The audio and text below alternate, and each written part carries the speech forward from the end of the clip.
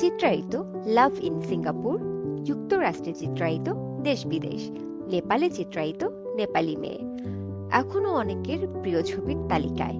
বিদেশের শুটিং মানেই ঢাকাই সিনেমার দর্শক বুঝতেন মাহমুদ কলির ছবি।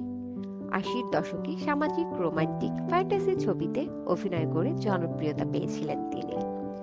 সেই মাহমুদ কলিকে এখন আর কোথাও দেখা যায় না, না রূপালী পর্দায়, না টেলিভিশনের অনুষ্ঠানে, না তার পুরনো কর্মস্থল এফডিসিতে। চলচ্চিত্র থেকে অনেকটা দূরে সরে রয়েছেন তিনি, তাও অনেক বছর ধরে। চলচ্চিত্র শিল্পী সমিতির সাধারণ সম্পাদক ও সভাপতি হিসেবে একাধিকবার শিল্পীদের নেতৃত্ব দিয়েছেন মাহমুদ কলি।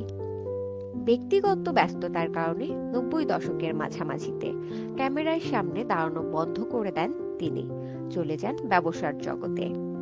মাহমুদ কলি লাখো কণ্ঠকে বলেন, আসলে ব্যক্তিগত কিছু কারণে চলচ্চিত্রে অভিনয় থেকে অব্যাহত নেই।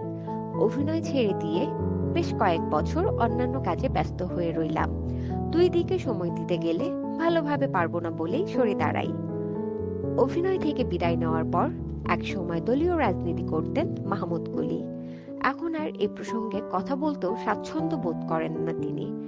ব্যক্তিগত জীবন নিয়েও তেমন খোলামেলা নন, একটু ঢেকে রাখতেই পছন্দ করেন।